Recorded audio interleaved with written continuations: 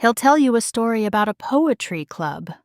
Mark was always good at stories, at creating simple, linear narratives where he's the hero and there's a clear external villain. It's the engineering mindset. A causes B and C is the logical solution. He'll tell you I was happy, he was a good husband, and then a woman named Michelle poisoned my mind. It's a clean narrative, a story that protects his ego. It allows him to sleep at night, believing he was the victim of a sudden, inexplicable madness. It's certainly easier than admitting the truth. Our perfect life was a meticulously constructed cage, gilded with comfort and stability, and for 7 years, I had been rattling the bars in ways he refused to see. The poetry club didn't create the fire. It just gave me the language to describe the smoke that had been choking me for years. On paper, Mark was the perfect man. The man every girl is told she should want. We met in a bookstore. A meet-cute so wholesome it felt like a scene from a romantic comedy. He was the sturdy, dependable engineering student, and I was the ethereal English lit major. He was solid ground, and my role was to be the pretty flower that grew on it. It was a symbiotic relationship straight out of a biology textbook. He provided the structure, and I provided the beauty. The problem is, flowers wither when they're not in the right soil. He'll probably give you a list of his contributions, a neat tally of chores presented as evidence in the court of public opinion. The acre of land he mowed, the cars he maintained, the finances he handled. It's all true. What he won't describe is the soul-crushing boredom of that stability. His provider framework wasn't a partnership, it was a benevolent dictatorship. He controlled the finances because, in his mind, his logical male brain was better suited for numbers than my flighty, creative one. It wasn't a discussion. It was a quarterly briefing where he'd present spreadsheets, and I was expected to nod along, grateful for his paternalistic oversight. He didn't see it as control. He saw it as his duty, his burden. He genuinely believed he was taking care of me, never once considering that what I craved wasn't to be taken care of, but to be truly seen by a man I could actually admire. He loved me, in his way. It was a comfortable, low-energy love. The love one has for a reliable sedan or a favorite armchair. I was an asset in his portfolio of a successful life. The beautiful wife, the charming craftsman house, the well-managed 401k. We were a picture of success, and he was the artist. My contributions were invisible, ephemeral. The emotional labor he scoffed at was the very thing that made his world turn. It was the constant low-grade hum of anxiety in my mind, a checklist that never ended. Remembering his mother's birthday and buying the perfect gift that he would sign his name to, scheduling his dental cleanings, knowing his favorite shirt was clean for his big meeting, planning the dinner parties where he would hold court in his kitchen, making his signature pasta sauce while I played the gracious hostess, refilling wine glasses and laughing at the right moments. My work was the silent, unpaid, unacknowledged labor of being his life's chief operating officer. But in our society, the man who builds the house gets the credit, not the woman who makes it a home. He saw his work, the loud mower, the greasy car parts, as real, tangible labor. My work was just a woman's touch. For years, I told myself this was happiness. This was security. This was the Darwinian jackpot. I had secured a high-quality provider, a man who was loyal and kind. My primal brain should have been at peace, but it wasn't. I had secured a provider, a wonderful, stable man who could build a life. But my soul, my very DNA, still scanned the horizon for an hot, powerful man. Someone who didn't just provide, but who challenged, who dominated, who excited me on a level Mark couldn't comprehend. I loved Mark, but I was never in love with him. I respected his character, but I didn't desire his essence. This unspoken dissatisfaction manifested in little tests. I'd get a new haircut, a drastic one, and wait to see how long it took him to notice. Not because I needed the compliment, but to see if he was truly paying attention, if he was attuned to me. He'd usually fail, noticing a day later after a hint, and would apologize with a confused puppy dog look. "Oh, wow, honey, it looks great. Sorry, I was so focused on the quarterly reports." Each failure was a small confirmation that I was just part of the background scenery of his life. Frank, my dad, absolutely adored him. Of course he did. Frank saw a younger, more capable version of himself. They'd bond over engines and power tools, speaking a language of masculine competence I was never meant to understand. "You better not screw this up, Katie," my own mother would say. "A man like that is 1 in a million. 1 in a million who paid the bills on time? 1 in a million who didn't cheat?" The bar for men was so depressingly low, and everyone seemed to think I should be grateful for a man who simply cleared it. I was living a life that everyone else wanted for me, and the scream of protest was buried so deep I could barely hear it myself. The poetry club was like a gasp of air after being held underwater. It was a room full of women, and the air was thick with unspoken truths. We didn't sit around talking about recipes or decorating tips. We read Plath and Sexton. We talked about power, desire, and the cages we build for ourselves. And then there was Michelle. Mark paints her as a bitter, man-hating harpy, a convenient narrative. He couldn't possibly comprehend her. To him, her 3 divorces were a sign of failure. In that room, we saw them as medals of honor. She was a woman who had refused to settle, who had clawed her way out of mediocrity 3 times. She didn't hate men. She was simply allergic to weakness in them. "A man's love is a cage, no matter how pretty the bars are," she said one night, after reading a brutal poem about domesticity. "They want to put you on a pedestal, but a pedestal is just a small platform on a very high drop." She saw me, the real me, the bored, dissatisfied woman hiding behind the smile of a happy wife. "He's a good man, Katie," she told me once over cheap wine after a meeting. "He's a perfect beta. He'll provide for you, protect you, never leave you, and you will die a slow, comfortable death of the soul." She gave me the vocabulary for my discontent. The mental load, weaponized incompetence, emotional labor. These weren't just feminist buzzwords. They were diagnoses for the sickness I felt. When I started bringing these terms home, it was a test. I was lobbing intellectual grenades into his perfectly ordered world to see how he'd react. He didn't react. He managed. He'd listen with that patient, condescending smile. "That's an interesting perspective, honey." He treated my existential crisis like it was a book report. He wasn't hearing my pain. He was waiting for my phase to be over. The more he placated me, the more contempt I felt. I was begging for a fight, for a reaction, for him to stand up and roar, to tell me I was being ridiculous, to engage with me on a primal level. Instead, he offered logic and calm. He was trying to fix a leak when the whole dam was about to break. The fights about the dishwasher weren't about the dishwasher. They were about him seeing a problem and passively doing it wrong, knowing I would come behind him and fix it. It was a microcosm of our entire relationship. He would build the structure, and I would be responsible for the 1,000 small, exhausting details that made it livable. When I called him out, he looked at me with genuine confusion. "But this is how I've always done it." He was incapable of seeing the deeper pattern, the disrespect inherent in his carelessness. And I was tired of being the only one who saw it. Inviting Michelle to dinner was a declaration of war. I knew it. He didn't.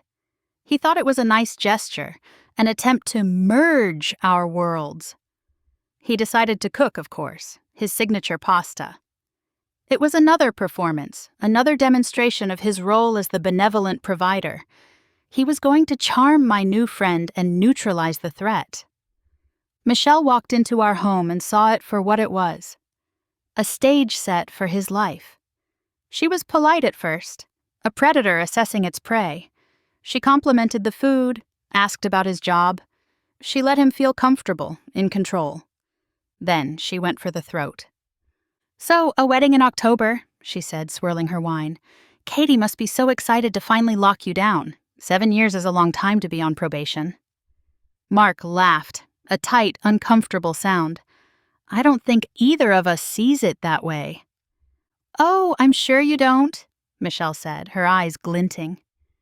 You've had all the benefits of a wife, a cook, a cleaner, a social secretary, a warm body in your bed, with none of the legal commitment.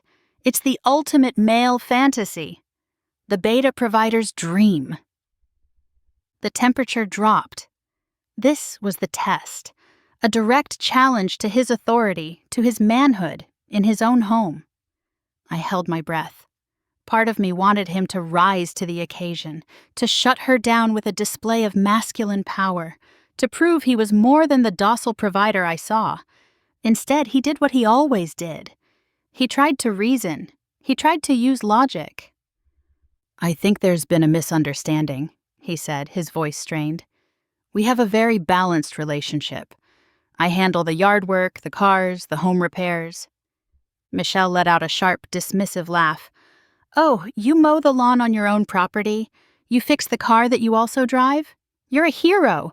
Do you want a medal for basic maintenance of your own assets? Katie, tell him how many hours you spend managing the actual life inside this house. The social obligations, the family politics, the emotional temperature. That's the work that matters. And it's the work men like him pretend doesn't exist. I felt his eyes on me. He expected me to defend him, to smooth things over, to play my role as the supportive partner. He wanted me to choose him over the truth. In that moment, siding with him would have felt like putting the final nail in my own coffin. So I said it. I do spend a lot of mental energy on household management. It was the quietest, most devastating blow I could have landed. I didn't yell. I didn't accuse. I just confirmed her truth. And he shattered. Not with a roar, but with a whine. His face got red, his voice cracked with indignation. He wasn't angry because he was insulted. He was angry because his framework had been violated. The intruder hadn't been charmed, the natives were restless, and his perfect system was failing. Get out of my house, he finally yelled at her. It wasn't a display of power, it was a tantrum. It was the desperate act of a man who had lost control and was trying to reclaim it through volume. When I didn't immediately back his play, when I suggested we all calm down, it was the final betrayal. He had failed the test. He had proven he was exactly what Michelle said he was, a fragile beta who couldn't handle a strong woman challenging his comfortable reality. His equality experiment was the most passive-aggressive, manipulative gambit I have ever witnessed. It was not a genuine attempt at fairness. It was a meticulously crafted punishment, designed to humiliate me and prove that I was incapable and foolish, forever questioning his authority. He was going to teach me a lesson, to rub my nose in the reality of the real work he did, so I would come crawling back, grateful for his benevolent rule. He presented the list of chores with the smug satisfaction of a grand inquisitor. He knew I had never started a push mower in my life. He knew I viewed the inner workings of a car engine with the same comprehension as ancient Sanskrit. This wasn't about equality, it was about setting me up to fail. And I walked right into it. My pride demanded it. That first Saturday was a masterclass in psychological warfare. He did his inside chores in about an hour, then sat on the back patio with a book and an iced tea, watching. Not staring, just present. A silent observer to my humiliation. It took me 20 minutes to get the mower started, yanking the cord until my shoulder ached, my face flushed with shame. The acre of land felt like the Siberian tundra. The mower sputtered and died. I ran over a sprinkler head. The lines I cut were crooked and pathetic. When I finally finished, covered in sweat and grass clippings, my hands blistered, he looked up from his book. You missed a spot by the oak tree, he said, not unkindly, which was somehow worse. The charade went on for weeks. I was tasked with cleaning the gutters, a terrifying ordeal on a rickety ladder while he spotted me from below, offering unhelpful advice. The day I was supposed to change the oil in my car was the breaking point. I lay on the greasy garage floor for an hour, wrestling with a wrench, unable to budge the drain plug. I could feel his eyes on me from the doorway to the kitchen. Finally, tears of pure rage and frustration streaming down my face, I threw the wrench across the garage. It clanged against the wall, a satisfying, impotent sound. I broke. That's what he wanted. He came over, knelt beside me, and put his arm around me, the conquering hero. "It's okay, honey," he said softly. "It's harder than it looks." He had won. He had proven his point. I was weak, I was incapable, and I needed him. So I played my part. I cried. I apologized. I told him he was right, that I had no idea how much he did, that I had been foolish and ungrateful. I saw the relief in his eyes. His world was righting itself. The system was back online. I quit the poetry club. I blocked Michelle's number while he watched. I went to counseling and learned to use I feel statements to gently express my needs in a way that wouldn't spook the man who held all the cards. I became the perfect, reformed wife. I praised his work. I thanked him for cooking. I played the part of the chastened woman who had seen the error of her ways. He thought he had broken me. But he had only taught me that honesty was a fool's game. He didn't want a partner. He wanted a subordinate. And I had learned that my only power in our dynamic was to manipulate his emotions and his ego. He thought he had recaged the bird, but he had just taught the bird how to pick the lock. For over a year, I was the perfect wife. I bit my tongue so often I was surprised it didn't bleed. We got married. It was a beautiful ceremony that felt completely hollow. I smiled in all the pictures, a Stepford wife in white. I was biding my time, rebuilding my strength, waiting for my next chance to escape. The book club was my opportunity. It was co-ed, less overtly political, safer. But the seeds were the same. We read books that questioned everything, and I found a new guru in Jessica. Jessica was a therapist, more sophisticated than Michelle. She didn't use hammers, she used scalpels. She didn't talk about betas and alphas. She talked about self-actualization and authentic living. She was just selling the same dream in a more palatable package. She helped me reframe my escape not as a rejection of my husband, but as a journey toward myself. It was a more defensible position. Mark, to his credit, saw it coming from a mile away. He had been conditioned. The moment I started talking about my individual identity, he saw the ghost of Michelle. His paranoia was a validation in a way. It showed he knew on some level that he couldn't give me what I really wanted. He wasn't the man I needed, and any exploration of my own psyche would inevitably lead to that conclusion. The final confrontation at his parents' Christmas dinner was almost pathetic.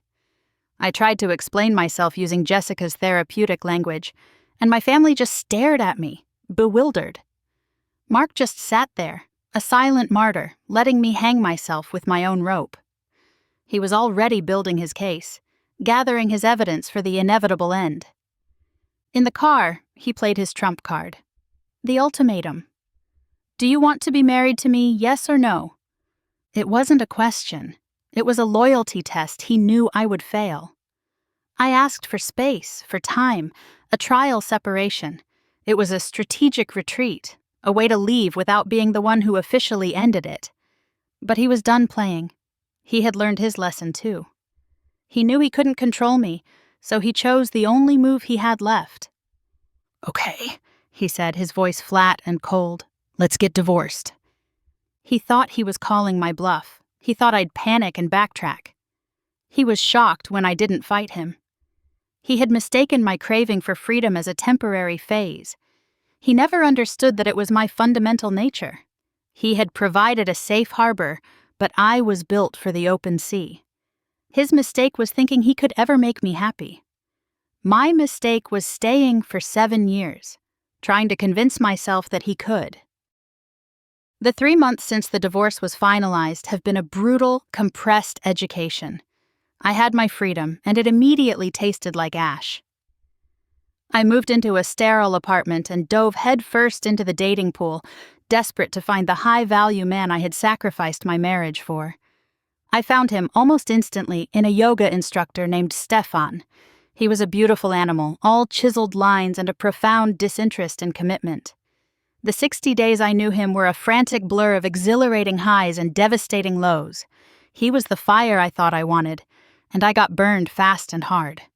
He drifted away as easily as he had drifted in, leaving me with nothing but a bitter taste and a missed period. The 2 blue lines on the plastic stick weren't a shock. They were a death sentence. Stefan's child. A child he would want nothing to do with. My journey of self-discovery had taken less than 90 days to lead me to a biological checkmate. I was 33, newly divorced, and facing single motherhood. I was ruined. Or was I? In the depths of my panic, a single beacon of light appeared. Mark. Good, stable, reliable Mark. The man whose kindness I had twisted into weakness. The man whose devotion I had repaid with contempt. His entire identity was built on responsibility. The plan that formed in my mind was my only way out. It was a different kind of manipulation, one that required not deceit, but a grotesque form of honesty, a performance of radical vulnerability. My hands were shaking as I dialed his number. He agreed to meet, his voice wary. As I sat across from him in that cafe, I saw the new peace in him, even after just a few months. It infuriated me. It was the calmness of a man whose life was no longer a chaotic emotional minefield. I launched into my performance. I was sorry. I was broken. The world had chewed me up and spit me out in a record amount of time, and in the wreckage, I finally saw the truth. He was the only good thing I had ever had. I let the tears fall, positioning myself as the prodigal wife returning from her brief, disastrous foray into the wilderness. He listened, his face a mask of polite neutrality.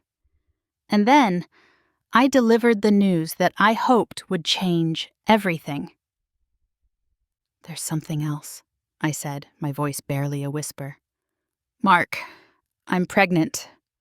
I saw the flicker in his eyes, the momentary shock. The wall of neutrality cracked. For a heartbeat, he looked like my Mark again. I could see the question forming on his lips, a wild, impossible hope or a dreadful fear. I had to get ahead of it.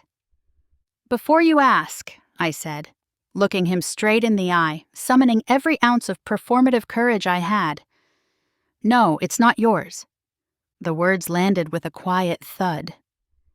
He recoiled slightly, not in anger, but in sheer confusion. His engineer's brain tried to process this new, bizarre data point. "The old me, the me you divorced 3 months ago," I continued, pressing my advantage. "She would have lied. She would have tried to trap you. But my journey, as short and disastrous as it was, it had to mean something. It means I can't build a future with you based on another lie. This is the new me. The honest me." I let that sink in. I was offering my honesty as a gift, as proof of my redemption. "His name was Stefan," I said, making myself sound small and lost. "He was a mistake, a symptom of my confusion. He's not a man like you, Mark. He's not a provider, he's not decent, he's not kind. He is nothing. You are all of those things. You are everything a father should be." I leaned forward, my hands clasped on the table as if in prayer. "That's why I came back. Not just because I love you, but because I know what this baby needs. It doesn't need the man who helped create it. It needs a good man to raise it. It needs you." It was the ultimate gamble. I was asking him to absorb the consequences of my own actions, framing it not as a burden, but as his highest calling. I was weaponizing his decency against him. I was telling him, "You are such a good man, you should raise another man's child with the woman who just blew up your life." He was silent for a long time, just looking at me. The hopeful, confused man was gone. In his place, was someone I didn't recognize. He was calm. He was clear. "Wow," he said finally, a single word, utterly devoid of emotion. He leaned back in his chair, and a slow, sad smile touched his lips. It wasn't a happy smile. It was a smile of profound, weary understanding. "That is quite a pitch, Katie. Honestly, it's brilliant. You've really grown." I started to feel a flicker of hope. "Mark, I mean it." "I know you do," he interrupted, his voice still quiet, but now with an edge of steel I had never heard before.